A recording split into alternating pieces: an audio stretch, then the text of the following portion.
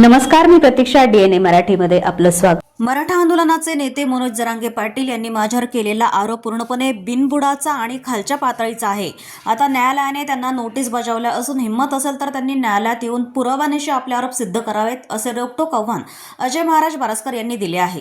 जरांगे पाटील यांनी केलेल्या आरोपांविरोधात बारसकर यांनी अब्रू नुकसानीचा दावा दाखल केला असून या प्रकरणाने आता कायदेशीर वळण घेतलं आहे. 22 फेब्रुवारी 2024 रोजी मनोज जरांगे पाटील यांनी एका जाहीर वक्तव्यात अजय महाराज बारसकर यांच्यावर गंभीर आरोप केले होते.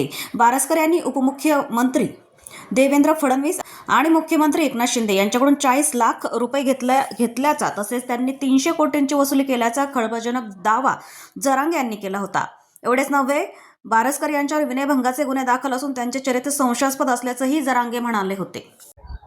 मनोज जरांगे यांनी 22 फेब्रुवारी 2024 ला माझ्यावर अत्यंत घाणेरडे आणि खालच्या थरातले म्हणजे गलिच्छ असे आरोप केले. काय केलं? पहिला आरोप त्यांनी केला माझ्या याच्यावर, कॅरेक्टरवर, की हा मुळात हा फडणवीसचा माणूस आहे, म्हणजे बारसकर हा फडणवीसांचा माणूस आहे आणि त्यांनी शिंदे साहेब किंवा फडणवीस साहेब त्यांच्याकडून 40 लाख रुपये घेतले जरांगेवर आरोप करण्यासाठी. हा पहिला आरोप केला. दुसरा त्यांनी माझ्यावर आरोप केला की हा महाराज यांनी 300 कोटी रुपयाची संपत्ती गोळा केली, वर्गणी गोळा करून. त्याच्यानंतर त्यांनी आरोप केला की ह्या महाराजावर बलात्काराचा, विनयभंगाचा गुन्हा आहे आणि हा महाराज भोंदू बाबा आहे, असे त्यांनी 4-5 आरोप केले. 22 फेब्रुवारी 2024 आणि 26 फेब्रुवारी अशा 25-26 असे त्याचे आरोप आहेत आणि आपल्या सगळ्या मीडियावर हे आरोप उपलब्ध आहे.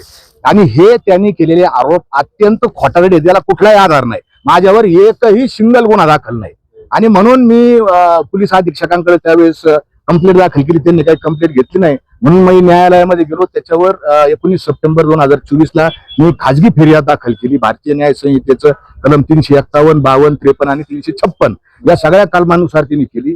1 वर्षभर जरांगे पोलिसांना सापडत नव्हते. बघा काय चमत्कार आहे, काय माहित नाही, पण सापडत नव्हती. शेवटी माननीय कोर्टाने त्यांना स्पीड पोस्टाने नोटीस पाठवली. त्याला नोटीस सर्व झाली, नोटीस मिळाली आणि आज त्याची तारीख आहे 10 फेब्रुवारी. आता मी जरांगेंची वाट पाहतो, कारण 5 तारखेला जरांगे असं म्हणले होते जालना पोलीस स्टेशनच्या बाहेर, आरोप करताना पुरावे पाहिजे, आरोप सिद्ध केले पाहिजे आणि नुसते असे हवेत आरोप नाही. माझी जरांगेंना या ठिकाणी तुमच्या माध्यमातून आव्हान आहे की तुम्ही कोर्टात यायचं आणि मी 40 लाख रुपये घेतले ना शिंदे साहेबांकडून, फडणवीस साहेबांकडून, हे सिद्ध करून द्यायचं. कोणत्या नोटा घेतल्या, काय घेतल्या, पुढे 300 कोटी रुपयाची इस्टेट गोळा केली, हे सगळं सिद्ध करून द्यायचं. माझ्यावर जर बलात्काराचा आणि विनयभंगाचा गुन्हा आहे ना जरांगे, तर तिथं FIR आणून द्यायच्या, नाही तर कारवाईला सामोरं जायचं. आणि जरांगेंना आपल्या माध्यमातून एक सांगायचं, ही जरांगेशाही नाही, ही लोकशाही आहे. हे लोकशाहीचं राज्य आहे, कायद्याचं राज्य आहे, कायद्याने वागा.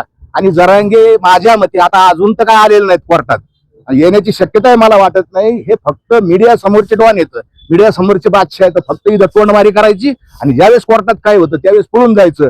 जरांगे, तुम्हाला हे आरोप केलेले हे तुम्हाला सिद्ध करावे लागतील, तरच तुम्ही खरे 96 कोळी क्षत्रिय मराठा.